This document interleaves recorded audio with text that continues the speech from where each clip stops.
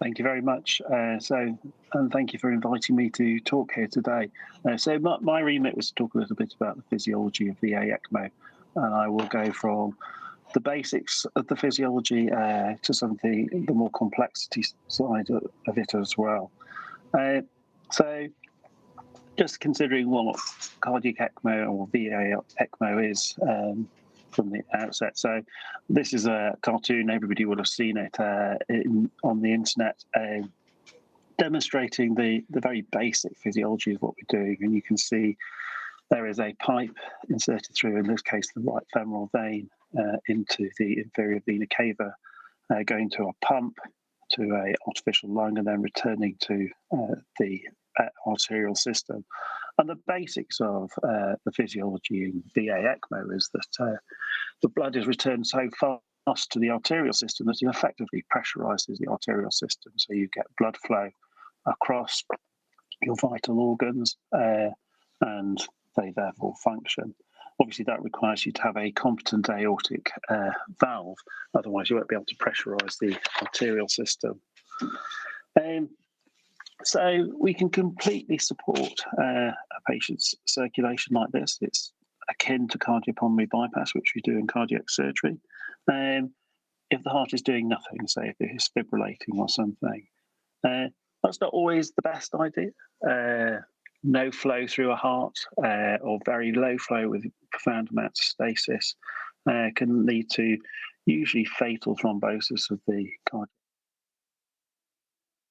What we're doing on ECMO to what we're doing in the operating theatre in cardiac surgery is the degree of anticoagulation we give the patient.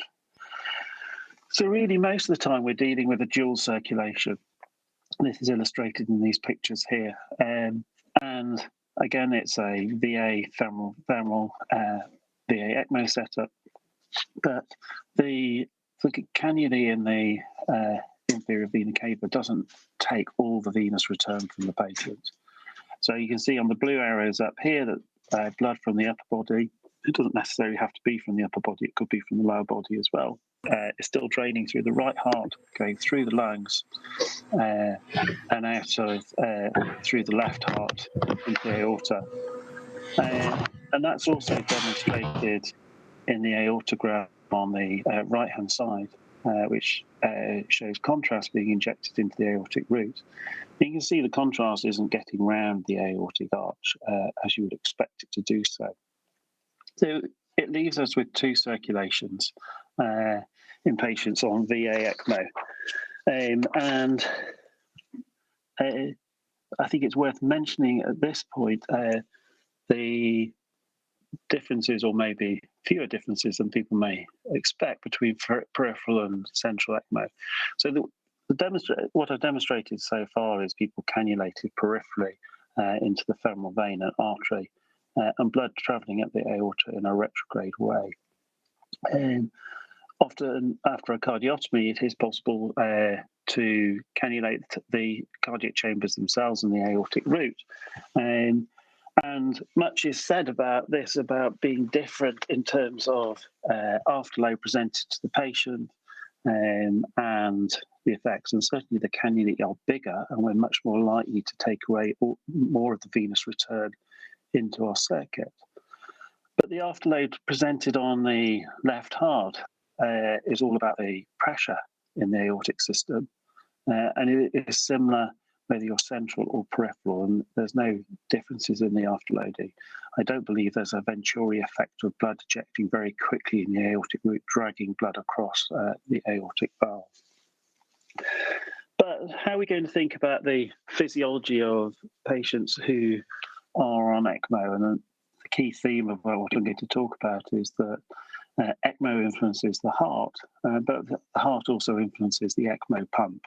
And it's the interplay between all of these that we have to think of when we're supporting people on VA-ECMO. So going back to basic physiology, this is one of the key bits of physiology, is the pressure-volume relationship in the ventricle. And I don't actually have a pointer, so I'll have to describe it. But if this is the cardiac cycle, so the yellow represents the cardiac cycle, And if we start in, say, the bottom left-hand corner when the mitral valve is opening, you travel to the right, which is ventricular filling. You then travel up, which is isovolumic contraction, so until your aortic valve opens. You then get ejection, which is gravity across the top of the squarish thing towards the left until your aortic valve closes, and then you get isovolumic relaxation again. And these two lines, so you've got the vertical line, which is virtually going through the origin, which is the left ventricular end systolic pressure volume relationship. And then you've got the much flatter line, which is the left ventricular end diastolic pressure relationship. And effectively, the southeast and then northwest corners of the yellow square are fixed by these relationships. A patient, so they're fixed by those relationships, and the distance between the two on a horizontal axis is equal to the stroke volume. It's important also because it also relates to how much work the heart is doing. So the area consumed within the heart, the square is the stroke work, and actually how far to the right also relates to the total energy requirement of the heart with the potential energy stored in the heart.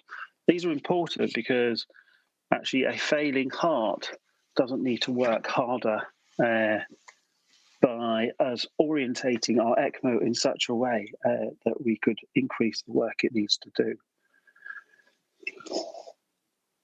So moving on, thinking a little bit about cardiogenic shock. So in cardiogenic shock, the line that goes through the origin it becomes much lower in gradient, which is represented by the pink line here. So the grey lines represent those of a patient who's normal, and then pink represents a patient with acute cardiogenic shock. You can see the vertical bits, the isovolumic contraction relaxation, are much closer together, so the stroke volume is less, as you would expect in cardiogenic shock. The systolic pressure is lower, another finding, and it's all at the expense of having a higher left ventricular end diastolic pressure. And how can we manipulate those? Well, this isn't thinking of ECMO quite at the moment, but we'll come on to that. Well, the 2 points, the northwest and the southeast points on those curves are fixed by the relationships between the LVEDP and left ventricular end systolic volumes. So those are the 2 fixed points. And what we can do is we can either administer fluids to move the bottom right-hand picture at that relationship. Obviously, that's not a path you want to take because as you increase your left ventricular end diastolic volume and pressure, you're going to push the patient into pulmonary edema progressively. You're going to increase wall tension. You're going to increase ischemia in the heart and make the heart work harder. The other point you can move in somebody with a cardiogenic shock is the top left-hand one, or the northwest one, which is by decreasing the blood pressure by administration of vasodilators.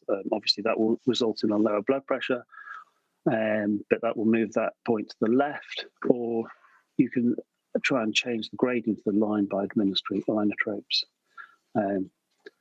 So what happens when we put a patient on ECMO and who's in cardiogenic shock? Well, one of the things that happens is we take blood out of the venous system and we reduce blood returning to the right heart and ultimately onto the left heart. So effectively, you get a loss of preload in the patient. So initially, actually, your filling pressures can fall as you institute ECMO. Most of the time, as we're going on to cardiac ECMO, we're starting off with a patient who's hypotensive in cardiogenic shock. And we increase the systolic pressure. So we then move that top left-hand corner towards the right. As we move these closer and closer together, we drop the native stroke volume as the patient goes on to ECMO. And so that's how we influence it initially in terms of a patient going on to VA-ECMO. I think it's also just to think a little bit about how ECMO pump performance works at this point in time. Obviously, the whole flow through our ECMO circuit is very much influenced by the size of our cannula. I've alluded to that through central versus peripheral ECMO. But venous drainage certainly impacts it on your mean arterial pressure. So if we have a very significant restoration in cardiac function, or we administer vasoconstrictors, our pump flow, if we've got a centrifugal pump, will fall. And similarly, the venous drainage coming into our pump very much impacts our ability to flow. Actually, it can be quite a major limiting factor. And it's not quite the case that the more you flow forwards, that the more you get back all the time, so you can just flow in ever increasing amounts. Well, the other thing to mention is the development of pulmonary edema and increases in the left ventricular end diastolic pressure. So as you push the patient that curve out to the right, you increase LVEDP. And I talk about the most extreme case here, but you can be in a setting where your aortic valve never opens, which is when the cardiac performance is really doing nothing. But you still have residual transpulmonary blood flow in this setting, because usually you're not taking the whole of the right ventricular outflow away, and you've still got the Fabrician veins draining blood from the myocardium into the left side, and you've also got your bronchial circulation draining to that left side. And this creates a ever-increasing rise in your left ventricular pressure until it equalizes to your systolic pressure in your aorta. Effectively, you have very high LVEDP, you get ventricular dilatation, ischemia, mitral regurgitation, and it can result in fatal pulmonary edema and hemorrhage. And I've never managed to claw myself back from settings like this where you've had ventilator circuits filled with fatal pulmonary hemorrhage. And I talk about the most extreme example, but we have settings where the aortic valve only opens intermittently, and we have settings when the LVEDP is raised, which is generally a bad thing. So thinking a little bit more about VA-ECMO in cardiogenic shock, you'll see a lot of illustrations like this of the pressure volume loop. So the blue squarish thing represents something in cardiogenic shock. You can see that the line is of the end systolic relationship is flat because the heart is failing. And then as you progressively load the ventricle or you progressively increase your ECMO flow, illustrations are given of the rising systolic pressure and the rising LVEDP. And as you get higher and higher flow, it moves further to the right. And whilst you can do this, this is not necessarily the case at all.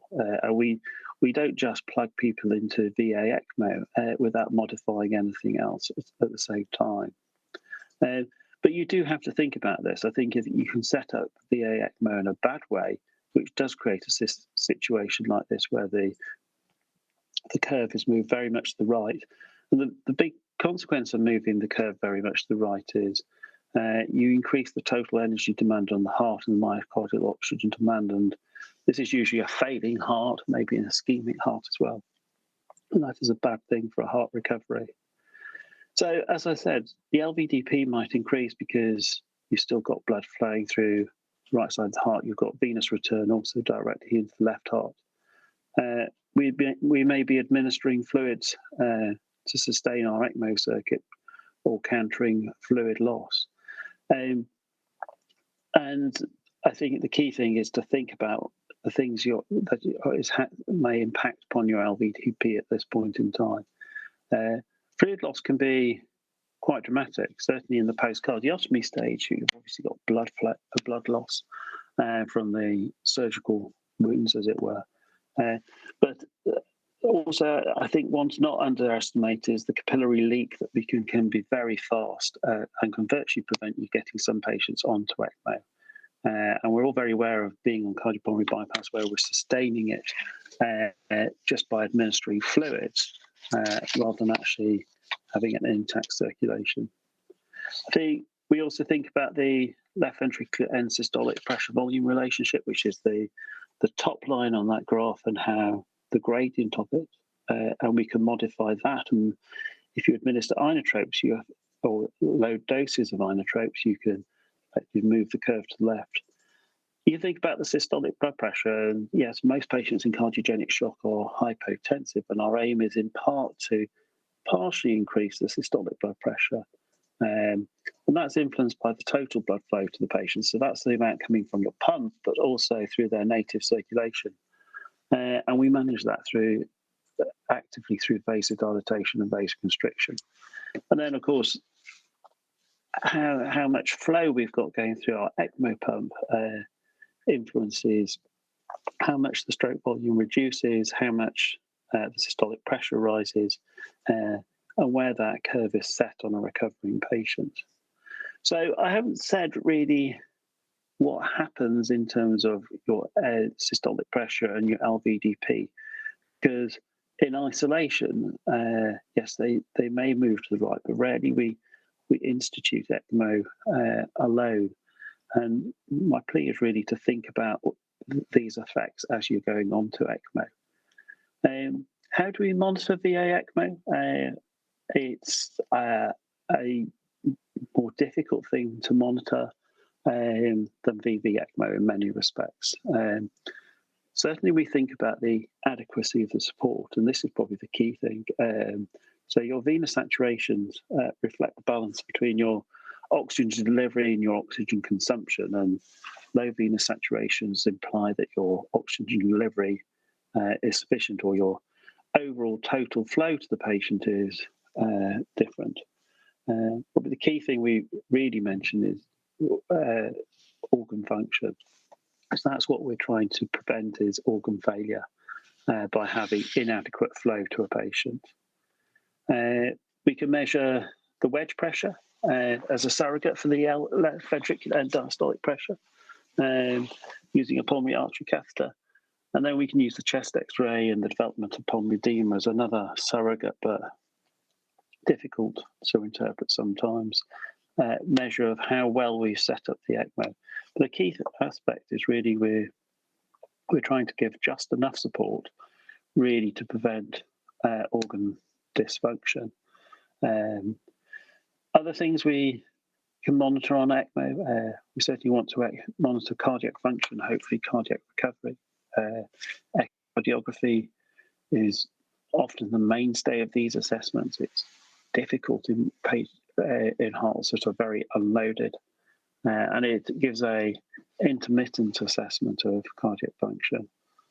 Pulmonary artery catheters can give a measurement of right heart function and native cardiac output, and quite often the pulse pressure is used as a marker, but there are risks, or very significant risks, associated with that in people who've got altered vascular tone. And then finally, the assessment of lung function on VA-ECMO can be really difficult, because often you're effectively bypassing the lungs, and often we come down to something as simple as the chest X-ray.